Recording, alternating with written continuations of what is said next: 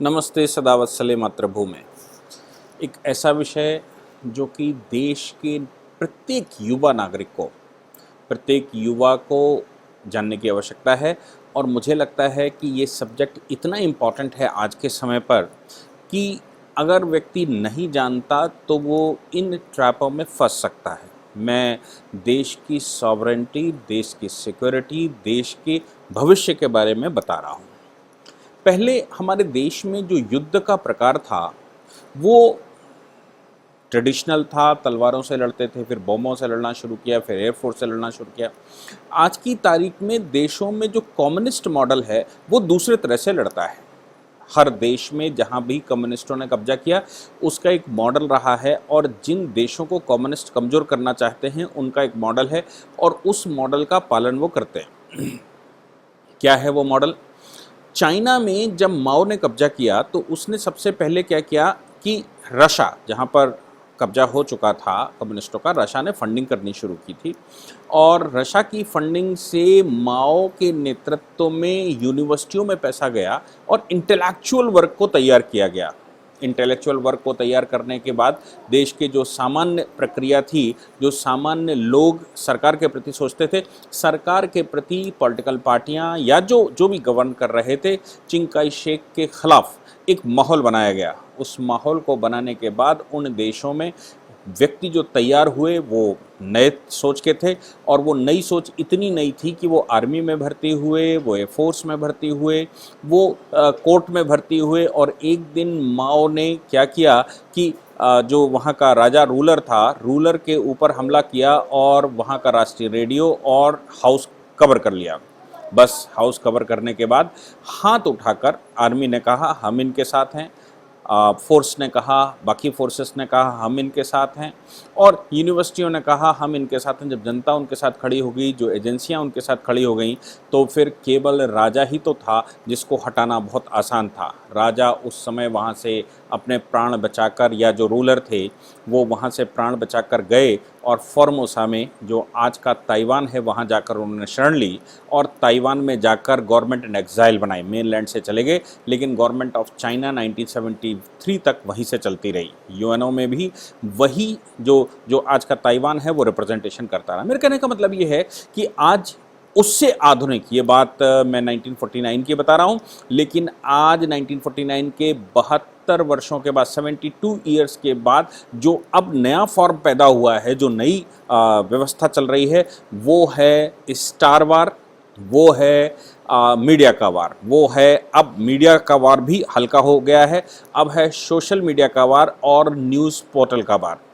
अब देश में अगर 130 करोड़ लोग रहते हैं और उसमें से हम ये मान के चलें 70 करोड़ यूथ रहते हैं, उन 70 करोड़ यूथों में से अगर 20 करोड़ यूथ को भी हम किसी तरह से बरगला पाए या व्यक्ति उस बरगला पाता है, 20 करोड़ लोग अगर देश की सरकार से अपना वास्ता छोड़ते हैं या अपना परिचय छोड़ते हैं या उस पर अविश्वास पैदा करना शुरू करते हैं और उन 20 करोड़ लोगों में से केवल 1% लोग, 20 करोड़ का 1% आप समझ सकते हैं, केवल 2 लाख लोगों की हम बात कर रहे हैं, 20 लाख लोगों की बात कर रहे हैं, तो केवल 20 लाख लोग अगर सरकार के 2 लाख लोग अगर सरकार के प्रति खड़े हो जाएं, सिर्फ 1% लोगों की बात मैं कर रहा हूं, अगर खड़े हो जाएं तो फिर आप समझ सकते हैं कि क्या हाल हो सकता है देश का। यानी कि मैं ये कह रहा हूँ कि 0.1% लोग भी अगर देश की सरकार के विरुद्ध रोड पर उतर आएँ, हथियारों के साथ उतर आएँ, तो देश में कोई सत्ता नहीं चला सकता। और चूँकि ऐसे पढ़े हुए लोग जो यूनिवर्सिटियों से पढ़े हों, जो कॉलेजेस में पढ़कर गए हों और सेना में भर्ती हो गए हों, सेना की चीफ पोस्टों पर बैठ गए हों, सरकार की चीफ पोस्टों पर बैठ गए हों, और वो अगर ये कह दें कि अब यहाँ पर मिलिट्री शासन शुरू होता है या कम्युनिस्ट शासन शुरू होता है, तो कितना आसान हो जाएगा देश में सत्ता परिवर्तन करना। ईडी ने जो अभी पकड़ा है वो फॉर्मेट भारत में बड़ी गंभीरता से लेने की आवश्यकता है, बड़ी गंभीरता से चल रहा है। आपने देखा होगा कि एक न्यूज़ हमारे यहाँ देश में चलती है और वो न्यूज़ कई एक पोर्टल्स पर कॉमा, इन्वर्टेड कॉमा सहित आपको वैसी की वैसी मिल जाएगी। आपका भी ध्यान दीजिएगा कि देश के विरुद्ध अगर आपने कोई न्यूज़ पढ़ी है, जो देश की केंद्र की आज की सरकार, आज भविष्य की जो सरकारें हैं, भविष्य में जो नेशनलिस्ट सत्ता में आना चाहते हैं या आ सकते हैं, जिन पर लोगों का विश्वास है, उनके विरुद्ध अगर कोई न्यूज़ आती है तो आप ध्यान दीजिएगा कि वो पूरे देश के सैकड़ों पोर्टल पर कॉमा, इन्वर्टेड कॉमा सहित वैसी ही चलती है। आखिर माजरा क्या है? ईडी ने इस बात का खुलासा किया और वो खुलासा इतना खतरनाक है कि मुझे लगता है, हालांकि अंदाज़ा तो लोगों को होगा ही, केंद्र सरकार ने कानून भी परिवर्तन करने की कोशिश करी। FCRA, फॉरेन कंट्रीब्यूशन जब हम कहते हैं तो FCRA, foreign contribution regulatory authority में हमने परिवर्तन किया और अब ये कहा कि भारत में चल रही एनजीओ में अगर कोई पैसा आता है तो उस एनजीओ को हिसाब देना पड़ेगा। देश में ग्रीन पीस फाउंडेशन जैसी फाउंडेशन देश छोड़कर चली गई क्योंकि वो हिसाब नहीं दे पाए और देश में एक 20 लाख एनजीओज़ केंद्र सरकार ने पिछले 7 वर्ष में बंद कर दी और अभी भी बहुत सारी एनजीओज़ कोर्ट के प्रोसेस में फंसी हुई हैं। बहुत सारी एनजीओज़ इनएक्टिव हो चुकी हैं जिनमें फॉरेन फंडिंग आती थी और विदेशी फंडिंग का हिसाब नहीं दे पाते। सरकार ने कोई अपनी तरफ से कोई भी एनजीओ बंद नहीं की, सरकार ने कोई कंपनी बंद नहीं की, कोई एजेंसी बंद नहीं की। सरकार ने सिर्फ उनसे ये कहा कि एक तो ये है कि कोई भी एनजीओ जो विदेशी पैसा लेते हैं उनको एसबीआई में अकाउंट खोलना पड़ेगा, दिल्ली की एसबीआई में अकाउंट खोलना पड़ेगा ताकि ईडी को उस पर काम करना आसान हो जाए। और दूसरी बात है, उसको हर फाइनेंशियल ईयर में पूरा हिसाब रिटर्न के साथ देना पड़ेगा और बताना पड़ेगा कि उन्होंने जो पैसा लिया है वो कहाँ खर्च किया और कैसे खर्च किया, उसका पर्पस क्या था। एनजीओज का गैंग लगभग समाप्त हो गया। अब आए शेल कंपनीज। तो इस समय जो शेल कंपनीज खुली हुई हैं उन कंपनियों में न्यूज़ पोर्टल, चूँकि न्यूज़ पोर्टल में केंद्र सरकार ने बड़े स्तर पर, जो पिछली सरकार बैठी थी उसने ही बड़े स्तर पर न्यूज़ पोर्टल्स में विदेशी इन्वेस्टमेंट अनुमति दे दी थी। हालांकि उस अनुमति के साथ साथ एक और नया गेम शुरू हो गया, क्योंकि online transaction, online sale, software की सेल, ये सब कुछ चलता है। तो एक ईडी ने जो एक ट्रांजैक्शन पकड़ा है, एक न्यूज़ एजेंसी पकड़ी है, वो है news stick studio private limited. News stick studio private limited में 2018 से लेकर 2021 यानी कि 2018 टू 2021 में ट्रांजैक्शंस को लेकर ईडी ने एक रिपोर्ट बनाई, उन लोगों की गिरफ्तारी की। 38 करोड़ रुपया, 38 करोड़ रुपए एक व्यक्ति ने, श्रीलंका क्यूबा का बेस्ड एक व्यक्ति है, नेवले रॉय सिंघम ने 38 करोड़ रुपए का ट्रांजैक्शन किया। और मज़े की बात यह है कि ये तैयार कहाँ से हुआ। ये सिंघम जो है वो अमेरिका में एक कंपनी खोले हुआ था, सॉफ्टवेयर कंपनी खोले हुआ था। अमेरिका में सॉफ्टवेयर छोटी सी कंपनी को 700 मिलियन डॉलर्स में, 700 to 800 मिलियन डॉलर्स में खरीदा गया और इसको भरपूर धन दिया गया। वो पैसा लेकर श्रीलंका में आ गया। श्रीलंका और क्यूबा में उसने अपना अड्डा बनाया, वहाँ से उसने सॉफ्टवेयर खरीदने शुरू किए। भारत की इस company news stick studio private limited को उसने बड़े स्तर पर पैसा ट्रांसफ़र करना शुरू किया और इस कंपनी ने ये अपनी ट्रांजैक्शंस में शो किया कि उन्होंने सर्विसेज बेची। अब सर्विसेज बेचने का तो कुछ नहीं है, सर्विस बेचना, जैसे मैं अपनी सर्विसेज बेचता हूँ, कोई कॉल करता है तो हमारी एजेंसी जो ये सारा कुछ जो आप सुनते हैं, इस पर इन्वेस्टिगेशन रिसर्च करने के लिए जो टीम बैठती है उसका खर्चा कहाँ से आए, इसके लिए मैं फ़ोन कॉल्स अगर कोई करता है और कोई सलाह लेता है तो उसकी एक फ़ीस निर्धारित कर रखी है ताकि उससे जो पैसा मिले उससे इनका खर्चा निकाला जा सके। तो ये तो सर्विसेज हैं। अब इस प्रकार की सर्विसेज विदेश से हुई और ये कंपनी कहती है कि हमने सॉफ्टवेयर सॉल्यूशंस इनको दिए और ये 38 करोड़ और ऐसे 1.5 करोड़ 2 करोड़ एक ट्रांजैक्शन जो 1.5 करोड़ रुपए का था, उस ट्रांजैक्शन से ये सारा गेम शुरू हुआ। इसके अतिरिक्त इस कंपनी पे जो एड्रेस है, इस एड्रेस पर, सेम एड्रेस जो कंपनी का है, इस एड्रेस पर जस्टिस एंड एजुकेशन फंड्स की company US base, GSPAN LLC US, try continental limited incorporation US और तमाम तरह की जो और दूसरी कंपनियां हैं उन्होंने सेम एड्रेस पर बहुत सारी कंपनियों के ऑफिसेस खोले हुए थे और इस एड्रेस पर, जो एड्रेस इस कंपनी का है, वहां पर तमाम तरह का पैसा लाया गया था। कंपनी के बाद में पता लगा कि ये जो व्यक्ति है सिंघम, इस सिंघम व्यक्ति के अकाउंट में, जो ये श्रीलंका बेस्ड है, ये communist party of China CPC से इसका कांटेक्ट है। सीपीसी से इसके मेल मिले हैं, सीपीसी के साथ इसका लगातार ट्रांजैक्शन होता है। सीपीसी से यानी कि कम्युनिस्ट पार्टी ऑफ चाइना या कम्युनिस्ट सोर्सेस से इसके पास पैसा आता है, यूएस सोर्सेस से इसके पास पैसा आता है और वो पैसे से वो भारत में कुछ कंपनियों को पैसा लगाता है और भारत में पैसा लगाकर भारतीय कंपनियों को तैयार करता है। अब भारतीय कंपनियां जो ये पैसा लेती हैं सर्विसेज के नाम से, सॉफ्टवेयर के नाम से, या न्यूज़ में इन्वेस्टमेंट, एक 10 करोड़ रुपए का इन्वेस्टमेंट न्यूज़ पोर्टल पर कर दिया, तो जो इन्वेस्टमेंट इस पर आता है, सैलरियां दी जाती हैं लोगों को, तो चूंकि पैसा कहां निकलता है ये पता करने के लिए ईडी जब और अंदर घुसी तो मालूम पड़ा पैसा एल्गार परिषद, भीमा कोरेगांव कांड में संलिप्त लोग, इनको इन कंपनी के द्वारा पेमेंट किया गया और इनके अकाउंट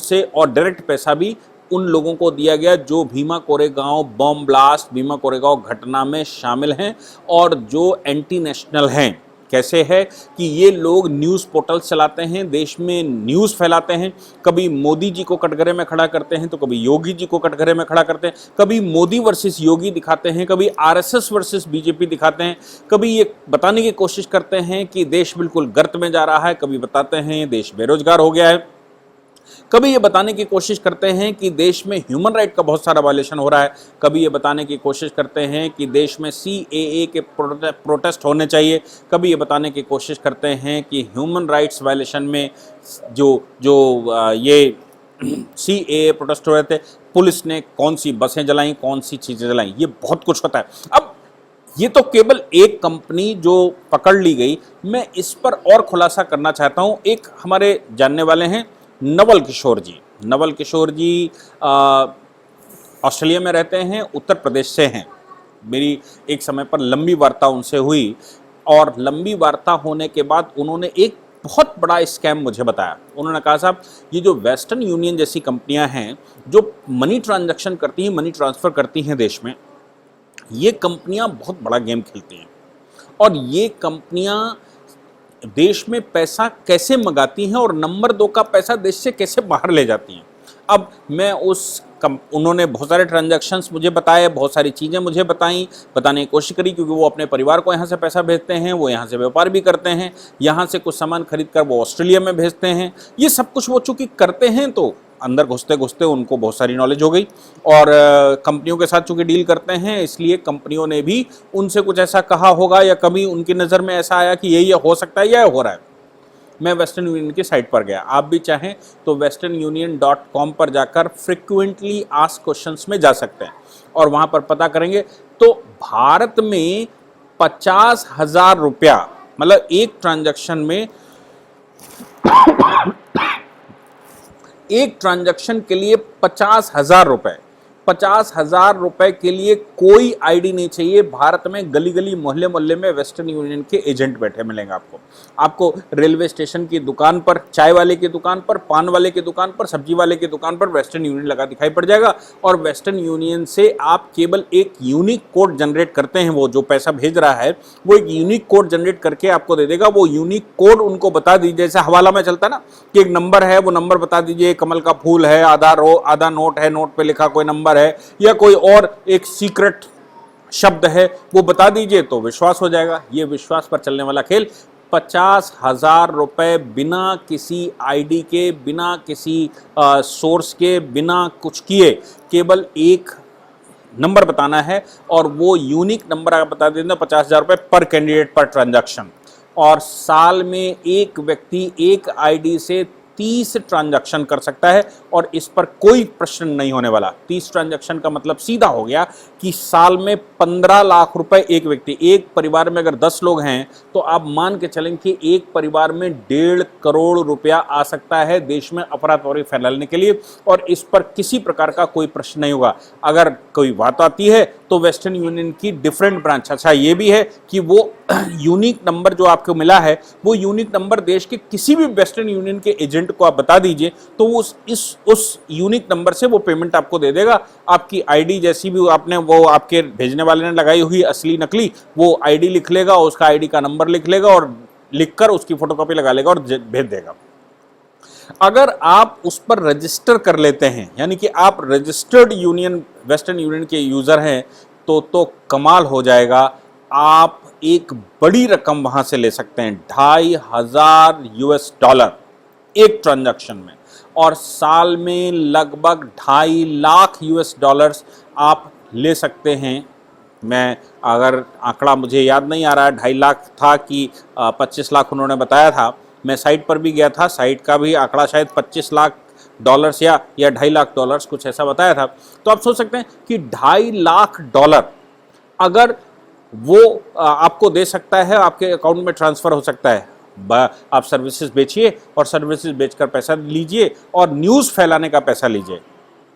कितना खतरनाक गेम है कि देश में लोगों को भड़काने के लिए, और ये इतने स्पेशलिस्ट होते हैं, डेटाबेस बहुत देते हैं। डेटाबेस मतलब ये आंकड़ों के स्पेशलिस्ट होते हैं, आपको आंकड़े देंगे और आंकड़े बताएंगे, सच छुपाकर झूठ के आंकड़े बनाना। और उन आंकड़ों में तमाम तरह की भारत में एनजीओ शामिल हैं जिनके थ्रू वो सर्वे करवाते हैं। वो एनजीओस जिन पर एफसीआरए का पैसा नहीं आ सकता, कंपनी से तो आ सकता है, कंपनी ने न्यूज पोर्टल से तो आ सकता है, न्यूज पोर्टल ने एनजीओ से सर्वे करवाया, एनजीओ ने एक सर्वे करके उनको दे दिया और वो सर्वे की रिपोर्ट उन्होंने देश भर में छाप दी, और वो रिपोर्ट छापकर देश भर में जितनी अफरा तफरी वो फैला सकते थे उतनी फैलाई। अगर आप सोचकर देखें कि रोज इस प्रकार की जो न्यूज़ें हैं वो रोज 4, 5, 6 निकले और रोज वो इन्फॉर्म आपको करें, तो कहीं ना कहीं कभी ना कभी तो निराशा होनी ही है। और इस प्रकार से दबाव बनाते हैं कि वो पॉजिटिव दबाव भी है, नेगेटिव दबाव भी। पॉजिटिव दबाव कैसा, जैसे बंगाल में घटनाएं हो गई, बंगाल में घटनाएं हुई, इसमें कोई शक नहीं है, दुर्भाग्य है देश का, इसमें भी कोई शक नहीं है। बंगाल में लोग मरे हैं, उनका भी शोक होना चाहिए। लेकिन अब दबाव ये बनाया कि मोदी की रीढ़ की हड्डी चली गई, मोदी का खून पानी हो गया। और साहब ये बंगाल में 356 क्यों नहीं लगा देते, बंगाल की ममता बनर्जी को खत्म क्यों नहीं कर देते? भाई डेमोक्रेसी है ये, इस डेमोक्रेसी में संविधान भी कोई चीज़ है, संविधान के अपने गेम भी हैं। तो लोग कहना शुरू कर देते हैं, वही लोग कहना शुरू कर देंगे संविधान को ही हटा दीजिए, ये कॉलोनियल टाइम का है, ये कानून ही हटा दीजिए, कॉलोनियल टाइम का है। फिर कोई कहेगा कि सरकार ही हटा दीजिए, ये कॉलोनियल टाइम के, फिर कहेगा ऐसा कर दीजिए वैसा कर दीजिए। मतलब जो आप बेस बताएंगे उसको ही हटा दीजिए, खत्म कर दीजिए। इस तरह की चर्चाएं ये लोग आंकड़े बनाकर देश में देना शुरू करते हैं। और हमारे देश के सोशल मीडिया के स्पेशलिस्ट जो बहुत गहराई से बहुत बड़े स्तर पर चीज़ों को नहीं सोच पाते, एक बड़ा ब्रॉड व्यू नहीं ले पाते, देश में कैसे होना चाहिए, क्या होना चाहिए, कैसे सोचना चाहिए, कैसे समझना चाहिए, जिनकी समझ में ये नहीं आता, वो उन चीज़ों को स्प्रेड आउट करना शुरू कर देते हैं, उन रिपोर्टों में से कुछ कटिंग्स निकालकर और उनको चलाना शुरू कर देते हैं, या उनमें से आइडियाज़ लेकर कुछ और आइडिया बनाने शुरू कर देते हैं। पूज्य मोहन जी भागवत ने एक स्टेटमेंट दे दिया कि सबके पूर्वज तो का डीएनए एक ही है, सभी रामकृष्ण के वंशज हैं, कुछ भटके हुए लोग हैं जो भटक गए हैं, उनको वापस लाना चाहिए, उनको वापस लाने का साधन होना चाहिए। उन्होंने ये बिल्कुल नहीं कहा कि उनका वध नहीं होना चाहिए जो दुष्ट हैं, उन्होंने नहीं कहा कि जो क्रिमिनल है उसको नहीं पनिश करा जाना चाहिए, लेकिन ये स्टेटमेंट वो बहुत दिनों से दे रहे हैं। लेकिन एक बार इकट्ठा सबने मिलकर उसको चलाना शुरू किया और देश में एक ऐसा माहौल बनाया कि आरएसएस को बदलो। पिछले 90 वर्ष से आरएसएस देश को बचाए हुए है। जो प्रचारक घर से निकलता है, अपना परिवार छोड़कर निकलता है, सब घर बार छोड़ देता है, रिश्ते नाते तोड़ देता है और देश के लिए निकलता है, उसके लिए कह दिया इनका ये तो हिंदू विरोधी हो गए। आप सोचकर देखिए, क्या आपके परिवार में जो लोग 1 महीने के लिए भी बाहर जाते हैं, क्या परिवार छोड़ पाते हैं? क्या माँ बाप को भूल पाते हैं? 1 साल के लिए भी बाहर जाते हैं तो परिवार तड़प जाता है। और एक परिवार, और अगर पैसे नहीं भेजते तो तड़प जाता है, जो बाहर काम करने भी जाते हैं। और ये लोग सब परिवार छोड़कर देश के लिए काम करने आते हैं और परिवार से कोई मतलब नहीं रखते। जो भी कमाते हैं, जो भी करते हैं, वो जनता के द्वारा करवाते हैं। घर घर भटक भटक कर भिक्षा मांगकर भोजन करते हैं और लोगों की सेवार्थ खड़े रहते हैं। कोविड के टाइम पर भी प्रचारकों ने जो काम किया उसमें कोई शक नहीं। और दूसरी बात यह है कि दसियों हजार प्रचारक देश में काम करता है, जो एक धागे की तरह काम करता है। फूल दिखाई देते हैं, आपको दिखाई देता है ये प्रदेश अध्यक्ष हैं, जिला अध्यक्ष हैं, ये मुख्यमंत्री हैं, प्रधानमंत्री, इन सबके पीछे का जो धागा है वो पीछे कहीं रहता है, वो माला बनाकर लोगों को देता है और माला के फूल दिखते हैं, वो धागा नहीं दिखता। लेकिन जब धागे का पता लग गया कि ये धागा इसमें मेन चीज है, तो धागे पर भी हमला कैसे होना है, इस प्रकार की न्यूज़ें बनाना, एक शब्द को पकड़कर उसकी शब्दावली क्रिएट करना।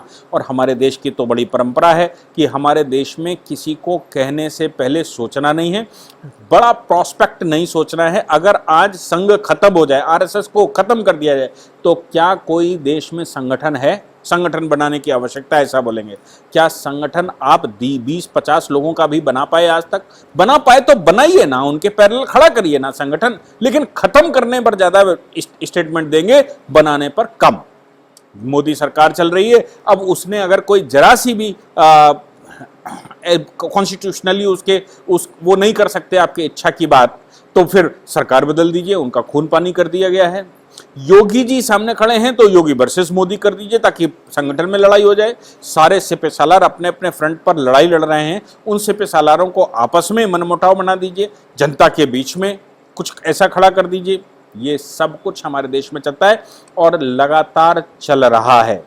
तो इनके सबके पीछे जहां तक मैं समझता हूं कि जो क्रिएटर हैं, जो लोगों के दिमाग में डालते हैं, जो डिस्कोर्स बदलते हैं, वो ये न्यूज़ पोर्टल हैं, ये जो इन्वेस्टमेंट करने वाले लोग हैं, जो भारत में इस तरह का पैसा आता है और इन्वेस्ट होता है, इस तरह की गतिविधियों के लिए पैसा आता है। बहुत कुछ लोचा है, लेकिन देखना यह है कि हम उसको कैसे सही करेंगे और कौन सही करेगा। ये सब प्रयास हम सबको मिलकर करने होंगे। और सबसे बड़ी जो बात है, वो देश का नेतृत्व करने वालों पर हमें अविश्वास नहीं दिखाना चाहिए, हमें उन पर विश्वास करना चाहिए। अभी तक अच्छा किया है तो एकदम खून पानी नहीं हो सकता, उसको पानी होने में भी बहुत टाइम लगेगा और तब तक वो रिटायरमेंट की तरफ होंगे और जा रहे होंगे। इसलिए ये जो न्यूज़ है, मुझे लगता है कि कानूनी प्रक्रिया है और कानूनन इस पर हम सबको ध्यान देना ही होगा और हम सबको सरकारों पर, देश के नेतृत्व करने वालों पर, हिंदुवादी संगठनों पर नेतृत्व करने वालों पर विश्वास करना ही होगा। धन्यवाद। यदि आप लॉ पढ़ना चाहते हैं तो कहीं और क्यों जाना, हमारे ऐप को डाउनलोड करें और लॉ पढ़ें।